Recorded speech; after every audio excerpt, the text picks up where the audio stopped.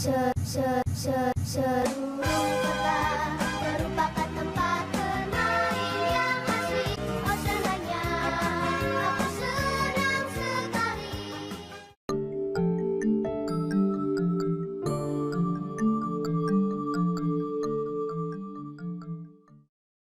Oke, hari ini bro dan teman-teman sobat Una semuanya, kita ada tamu dari Jepang nih. Ya. Moshi. Ohayo gozaimasu. Ohayo gozaimasu. Arigato. Opoyo ya mas. Opoyo ya mas ya. Jadi kalau teman-teman bayangin tamu dari Jepang itu bayangnya gimana tuh? Itu pasti yang putih gitu ya. Putih rambutnya kayak Suneo gitu mungkin ya. Enggak ya? Putihnya iyalah. Putihnya oke, gantengnya dapet. Gantengnya Jepang banget. Ini bukan versi Suneo, ini versi Detektif Conan. Dekisuki guys. Oke, kita di depan kita nih Mas Arif Widiatmoko ya. Hai. Ya. Hai, itu gelegean atau gimana? Kan Mas tadi pagi sarapan. Terus minum, akhirnya di sini. Hai. Jadi kita datengin Mas Arif ini langsung dari Hiroshima, Mas. Dengan segala perjuangan, dengan menerobos blokade antar negara yang karena COVID-19, akhirnya kita bisa datangkan Mas Arif dan hari ini kita hadirkan di podcast UNES. Untuk cerita tentang pengalamannya di Jepang selama studi itu ya? Betul ya, nggak selama studi juga sih, selama jalan-jalan aja. Jalan-jalan. Saya ragu dia jalan-jalan berkedok studi ya. Oke, tampil kita belajar tentang budaya Jepang lah Mas Arif ya, buat teman-teman podcast UNES dan kehidupan habitnya seperti apa kan. Oke, pertanyaan pertama. Pertanyaan pertama itu yang jangan susah-susah, aku nggak bawa contekan. Nggak mungkin saya nanya gubernurnya Hiroshima kan ya. Jangan-jangan tahu gubernurnya Hiroshima. Waduh. 3,5 tahun ya? 3,5 tahun ya mas ya? 3,5 tahun di Hiroshima nggak tahu gubernurnya. Nggak ikut sensus penduduk. Ya pantas aja, sana kan nggak suka pasang baliho-baliho gitu. Iya, oh iya. Nggak ada baliho-baliho yang MMT itu nggak ada mas. Di sana elektronik semua atau gimana kalau semua berbasis elektronik. Jadi kalau misalnya kayak pemilu itu, yang wali kota atau calon gubernur itu hanya berdiri di atas mobil sambil woro-woro gitu. Pakai apa itu istilahnya? Enggak yang buat demo itu apa megacot atau? Iya megacot itu orang nggak ada yang kumpul. Orang hanya lalang-lalang, dia itu ngomong sendiri kayak orang gila gitu. Pilih saja, orang hanya ya cuek lah. Kayak nggak penting banget gitu. Nggak penting banget. Dia kampanye yang jalan bodo amat. Iya bodo amat. Yang penting aku kerja dapat uang. Itu memang habitnya seperti itu ya mas? Iya memang habitnya. Jadi katanya nih saya dengar dari komik Jepang ya, nggak komik Jepang juga deh. Manga ya, jangan yang itulah ya, manga. Itu katanya habitnya itu kalau orang Jepang itu dari rumah kantor gitu aja. Rumah kantor setiap hari. Tapi kalau Sabtu Minggu itu mereka party. Oh, Sabtu Minggu khusus party ya? Iya, Jumat malam pulang kerja itu langsung minum sake sama teman-teman kantor gitu sampai pulang pagi. Terus Sabtu Minggu tidur. Gitu. Sabtu Minggu tidur. Iya, Senin kerja lagi. Itu kalau di yang dulu film-film Nobita itu kan kalau papahnya Nobita itu biasanya kalau pulang kerja kan pasti nongkrong di warung sake itu ya. Warung ramen. Sake juga bro. Sake ya? Iya, ya nggak tahu ramen jualan sake kan juga nggak apa-apa. Sake bikin mabok nggak sih? Kayaknya bikin ya. Berarti bapaknya Nobita tukang mabok dong? Iya, memang. Itu aku beritahu nggak? Wah, pantesan kehidupan rumah tangganya kayak nggak bahagia gitu. Pantesan anaknya SD terus aja ya, nggak pernah kuliah kayak gitu. Jadi jangan minum sake ya. Pesan dari Mas Arif buat sobat UNES, jangan minum sake. Air putih aja yang sehat-sehat aja. Itu warung sake di Jepang itu memang di jalan-jalan itu bebas ya mas. Tiap rumah makan biasanya mereka menyediakan sake. Dan yang menarik itu di tempat saya kuliah namanya Saijo. The capital city of sake. Itu pusatnya ya. Pusatnya sake. Jadi istilahnya itu kalau yang di Ciu ya. Itu setiap tahun itu di Saijo itu ada festival sake dan semua orang dari setiap kota itu datang ke Saijo untuk minum sake. Khusus minum sake. Itu jualnya galonan kah?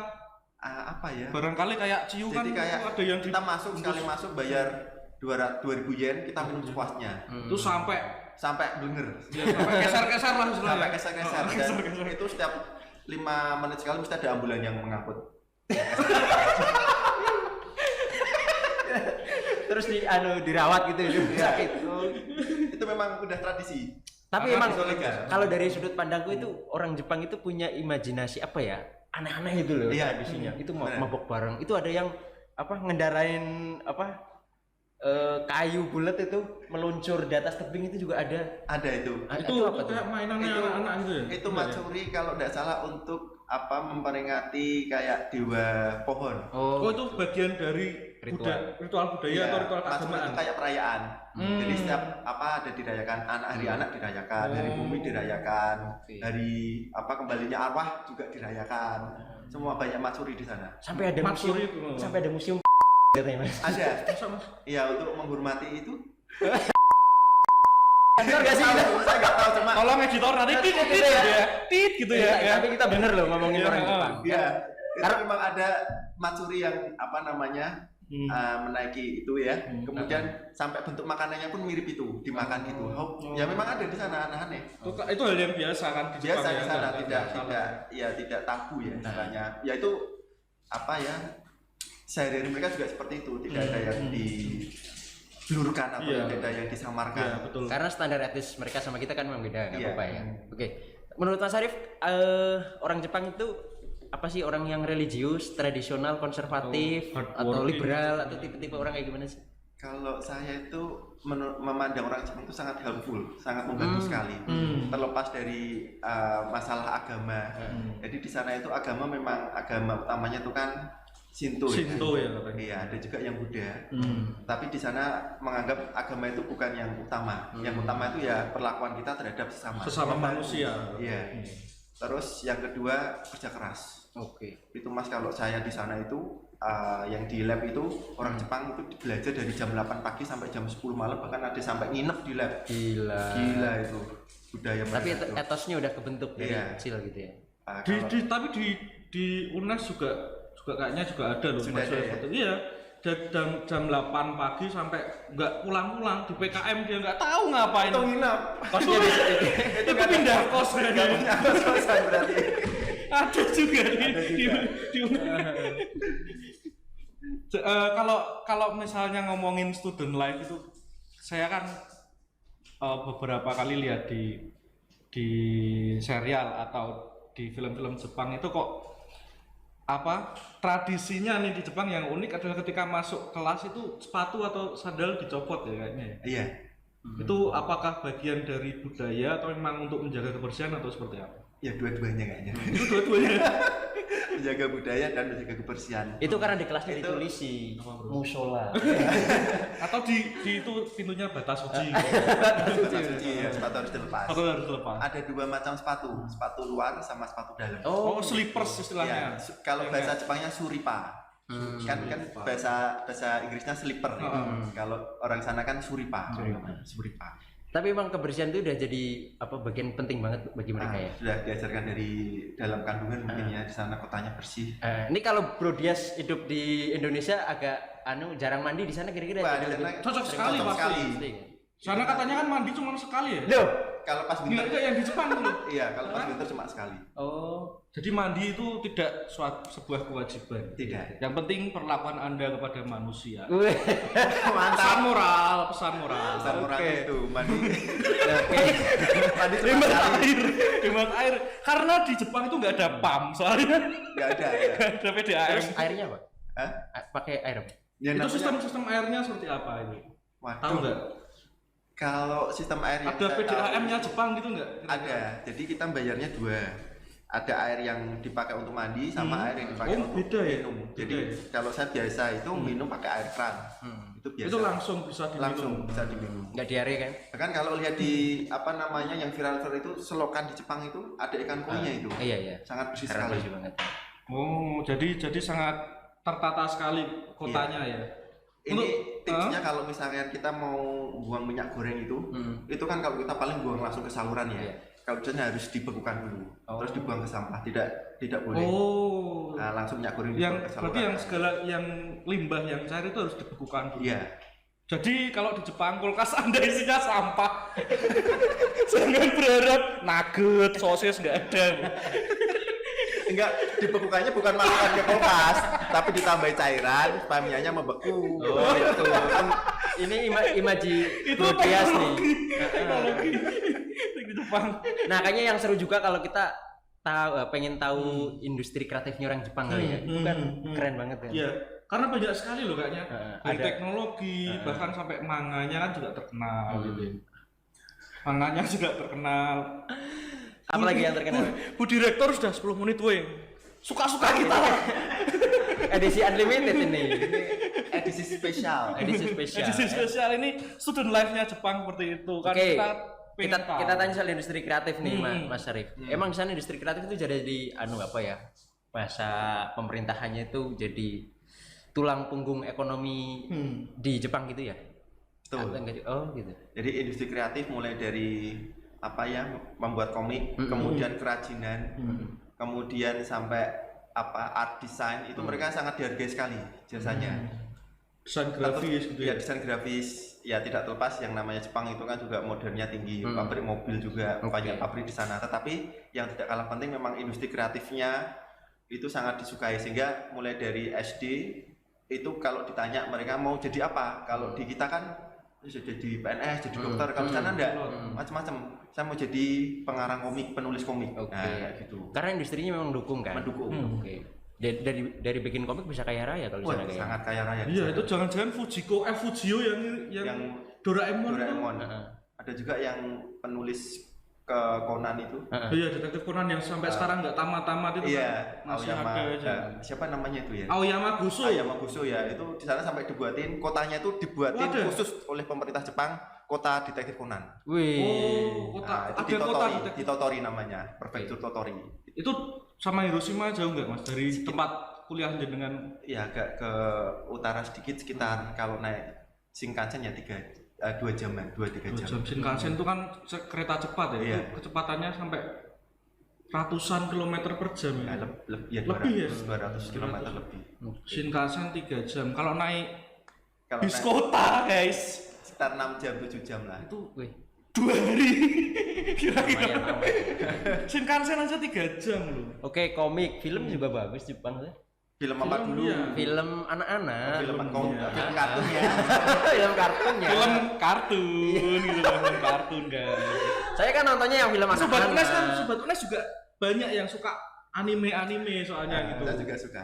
Bahkan dulu sempet kayaknya di Unes itu ada Klub gitu, komunitas. cosplay kayaknya Cosplay sempet gitu. ada event cosplay juga loh. Yang kostum itu Iya, kostum iya, anime cosplay, lah. Ya itu sempet ada. Nah itu kalau industri yang anime itu di Jepang sendiri banyak nggak sih peminatnya, atau dia cuman pembuat saja dilempar keluar atau seperti apa? Itu bahkan kalau Jepang sudah ada lifestyle. Jadi kemana-mana itu selalu pakai baju anime. Oh. Dan di setiap mall itu ada counter yang menjual pakaian anime. Oh gitu. Nah, macam-macam itu pilihannya. Jadi udah kayak sorjan di tempat Iya. kita kali ya. Oh iya. ya kayak sorjan. Betul, kayak surgeon. Jadi bagi sobat Unes yang ingin cosplaynya lebih bagus, nitip ke Mas Syarif. Ya, boleh. Ya, ini kostum cosplaynya. Just tip lah ya, just tip. Ya nggak mahal-mahal lah.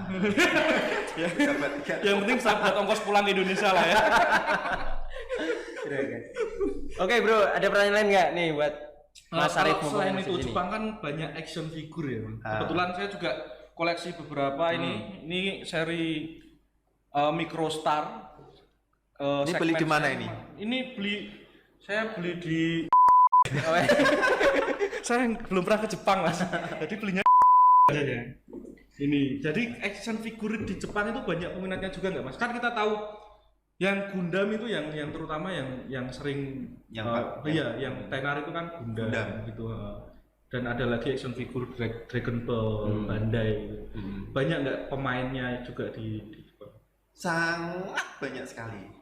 Jadi di setiap toko itu biasanya misal ada warung ramen gitu ya, di depan tuh kayak ada mesin yang masukin koin terus diputar gitu, klutuk. Vending mesin ya? Iya kayak vending mesin, terus keluar kayak gini, ini dibungkus kayak bola.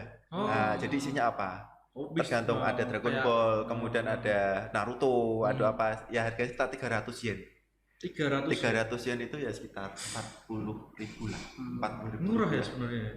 Itu setiap toko mesti di depannya ada itu ya, vending mesin untuk yang menjual action figure. Itu udah kayak jajan aja ya? Iya kayak jajanan. Ya kayak kalau di apa bro? Jangan. ya yang kan coklat ada ada hadiahnya. bulannya itu. Jangan sebut merek. Nanti tolong editor Indotit gitu ya, Indotit gitu ya. Oke, daripada penasaran, kapan-kapan nih Mas Arif mau ke Jepang lagi kayaknya. Iya. Pas Oh iya doktoral Mas. ya. Mau rencana kapan Mas? Balik ke Jepang? Kalau sekarang ini kan COVID Belum susah. reda ya? belum.